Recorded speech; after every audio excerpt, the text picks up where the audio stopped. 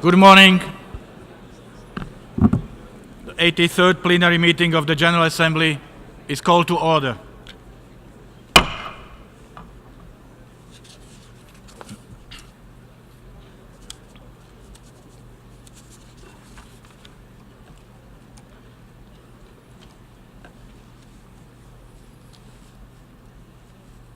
I now declare open the high-level meeting of the General Assembly on Peacebuilding and Sustaining Peace. I warmly welcome you all to this high-level event. This meeting on efforts undertaken and opportunities to strengthen the United Nations work on peacebuilding and sustaining peace is held in accordance with Assembly Resolution 70/262 of 27th April 2016 and takes place under Agenda Item 65, entitled Peacebuilding and Sustaining Peace.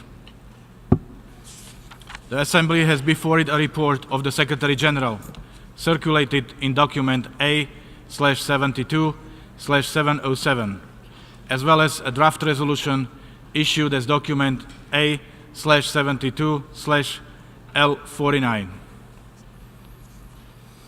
I should like to inform members that the Assembly will take action on this draft resolution after the list of speakers is exhausted. I will now deliver my opening statement.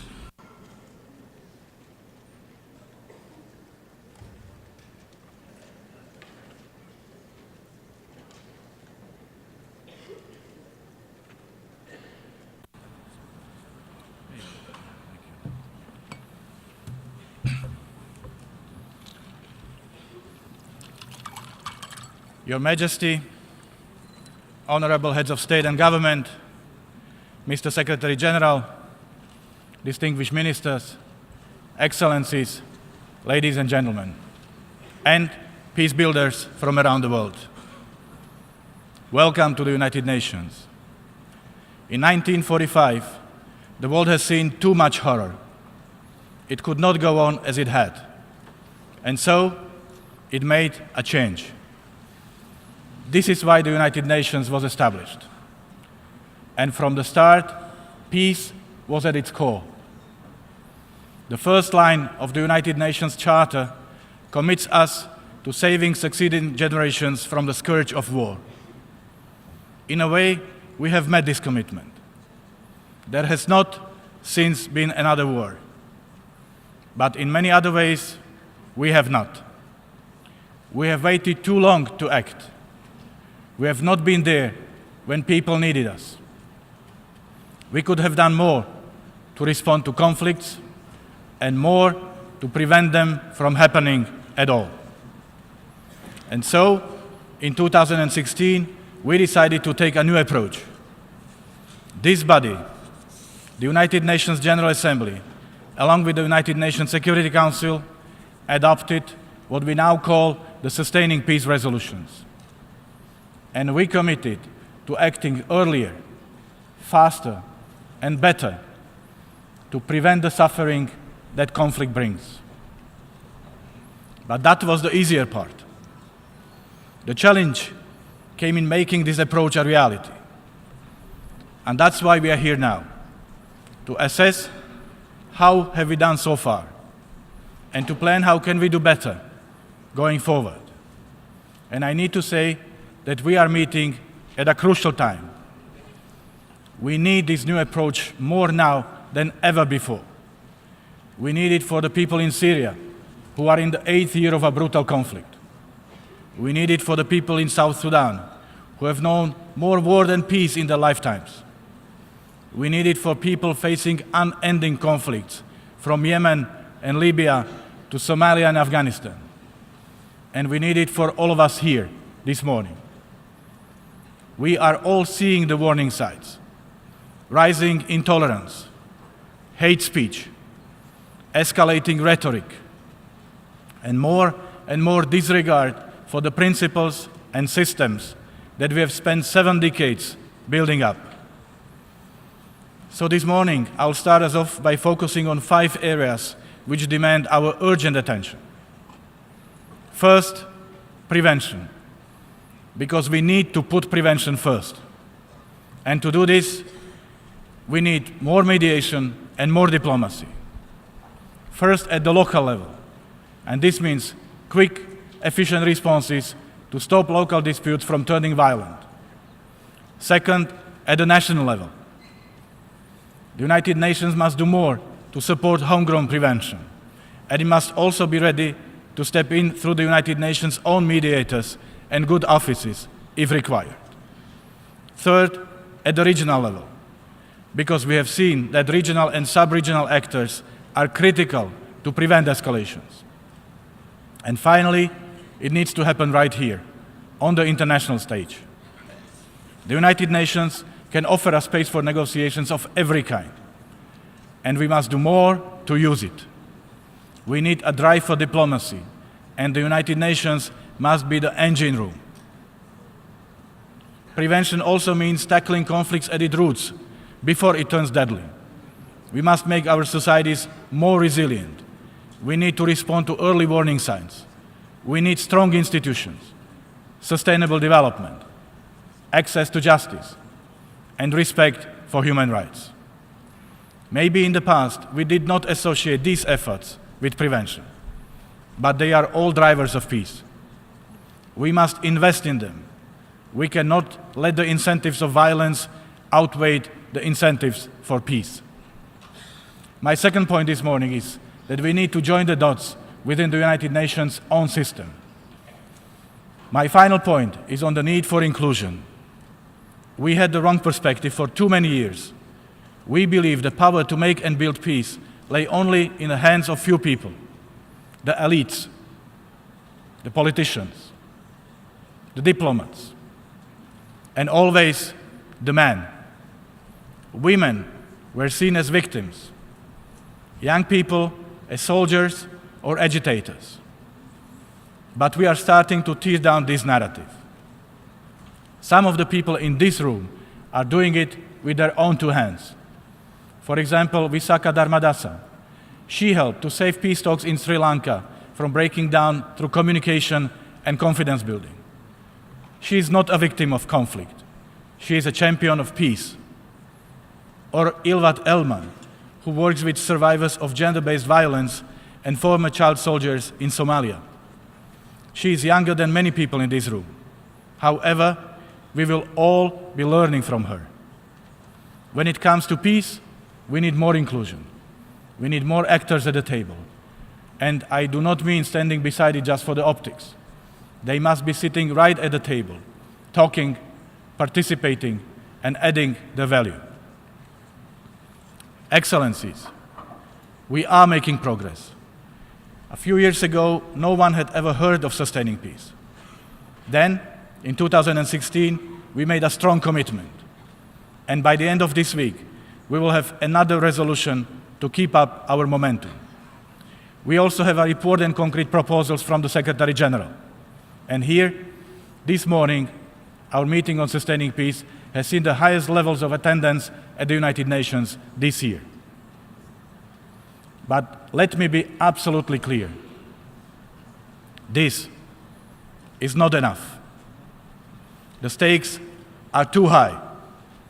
The effects of conflicts are too inhuman. The warning signs of further outbreaks are too visible. And the disregards of our most fundamental principles is too frequent. That's why we need to go beyond the resolutions, beyond the statements and the words. We need to bring all of our cards to the table here, this week. And we need to recommit to this new approach to peace. Thank you all for being here to do precisely that.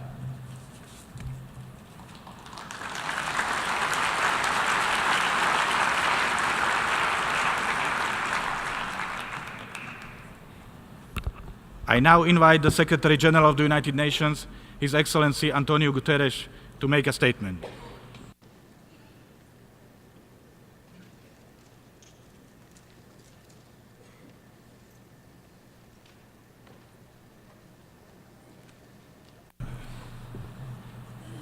Your Majesty, Mr. President, distinguished heads of state and government, Excellencies, ladies and gentlemen.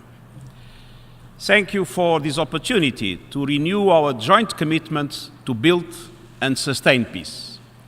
And I welcome your high-level attention to this issue at a key moment for our collective efforts, and at a time when peace is fragile and at risk in many places around the world.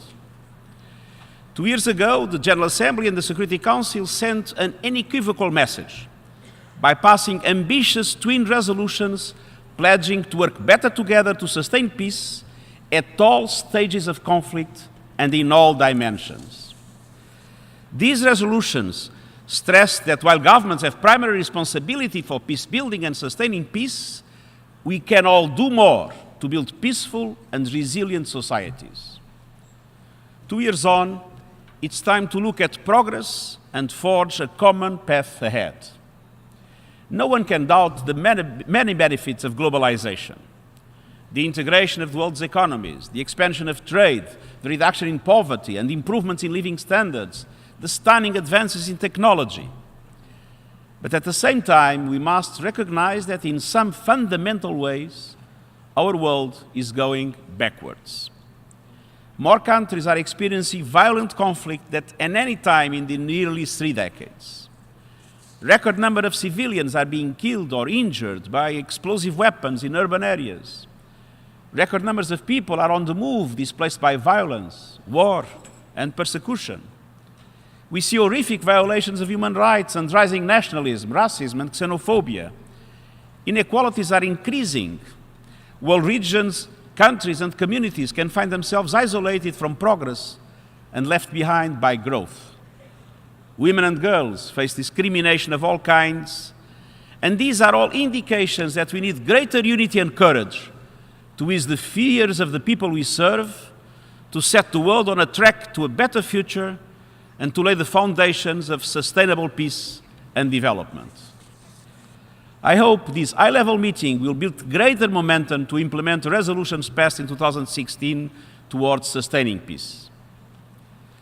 Mr. President, Excellencies, the central message of my report on peace building and sustaining peace is that we need to enhance the coherence of international efforts in support of national governments and their people.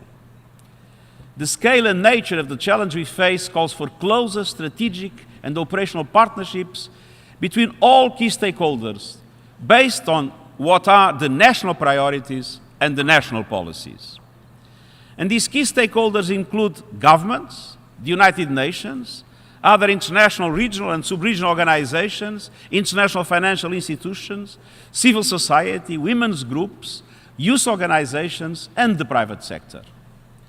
To achieve greater coherence, we are strengthening partnerships around all our efforts and at every stage along the peace continuum, from conflict prevention and resolution to peacekeeping, peace building, and long-term development. My high-level advisory board on mediation is aimed at building on the expertise of skilled diplomats to support action for peace around the world, strengthening our relationships with regional organizations, non-governmental groups, and others who are engaged in this critical activity for peace. Last month, I launched the Action for Peacekeeping initiative to mobilize greater support for stronger and safer UN peacekeeping missions.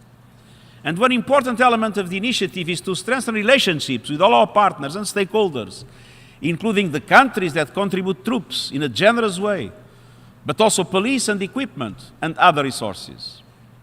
We are aiming to strengthen support to the Peacebuilding Commission, the platform that brings together partnerships to enhance coherence between all stakeholders by revitalizing the Peacebuilding Support Office that will be strengthened with the reform, and strengthening also the role of the Peacebuilding Support Office across the UN system. These will increase our capacity to facilitate transition in post-conflict situations. And all these efforts are beginning to bear fruit. In Liberia, for example, the transition from the peacekeeping mission UNMIL to our country team demonstrated a new level of UN-wide coordination and preparation. But clearly, as the President said, more remains to be done, both in countries at risk and at the United Nations. Sustaining peace will only be realized through committed, inclusive national ownership that considers the needs of the most marginalized, including women, young people, minorities, and people with disabilities. And women are critically important peace builders. And I'm strongly committed to their inclusion in all peace-building processes. The United Nations 7-point action plan on women's participation in peace building sets out measures to increase financing for gender-responsive peace building, to expand women's access to decision-making, and to improve gender-sensitive analysis and planning. Gender-related issues must remain at the forefront of this debate, and our commitment to parity is very much in line with it. I also warmly welcome the new report on youth, peace and security, which will have an important role in shaping our engagement with young women and men. It is beyond time to recognize the major contribution young people can make to peace and security.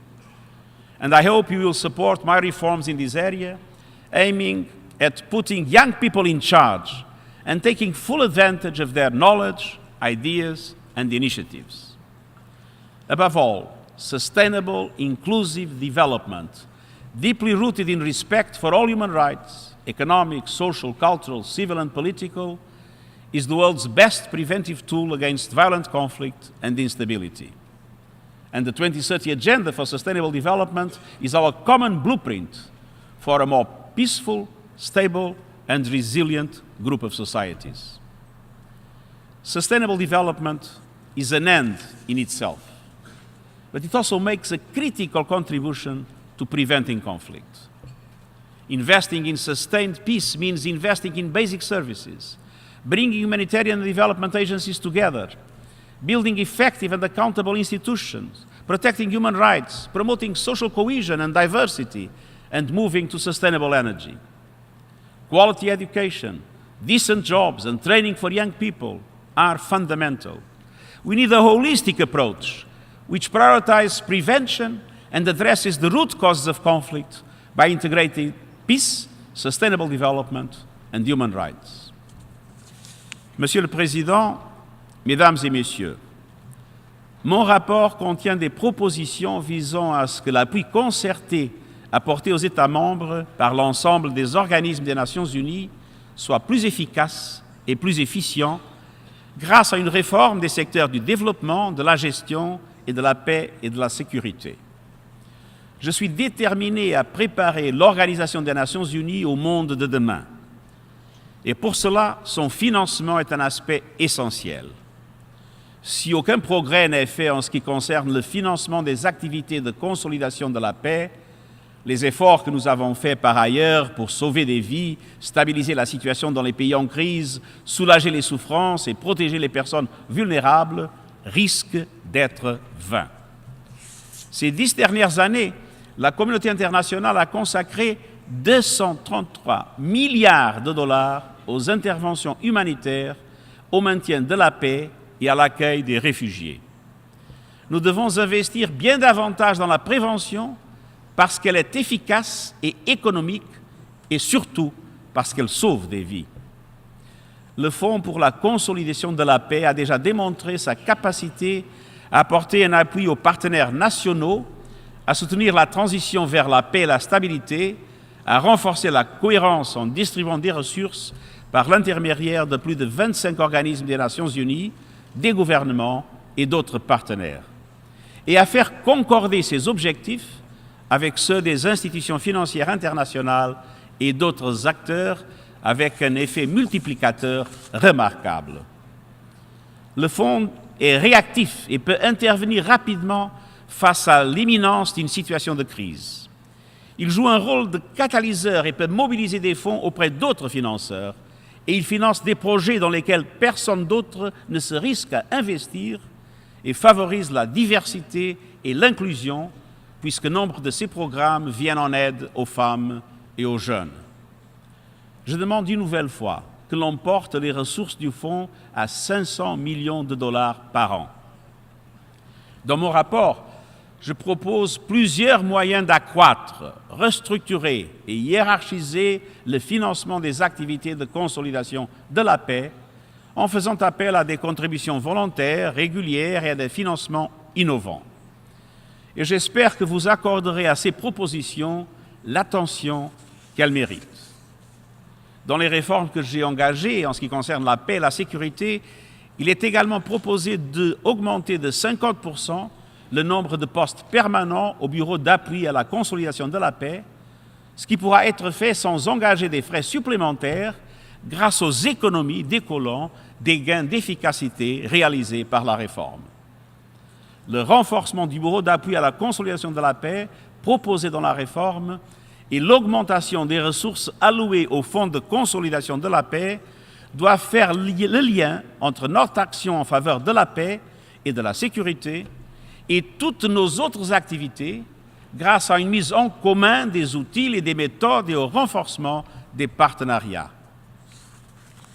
Mr. President, Excellencies, I'm encouraged that at a time of discord and divisions, Member States have come together around the crucial endeavor of peace building and sustaining peace.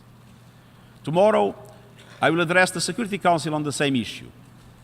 We need the strong support of both the Security Council and the General Assembly to build and sustain peace across the continuum from prevention, conflict resolution and peacekeeping to peace building and long-term development, as I have referred in the beginning of my intervention.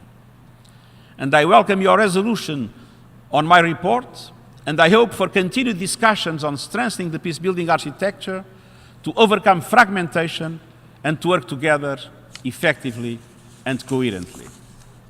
I look forward to our discussions at this high-level meeting and to our continued work to fulfill one of the primary purposes of the United Nations, building and maintaining global peace and security.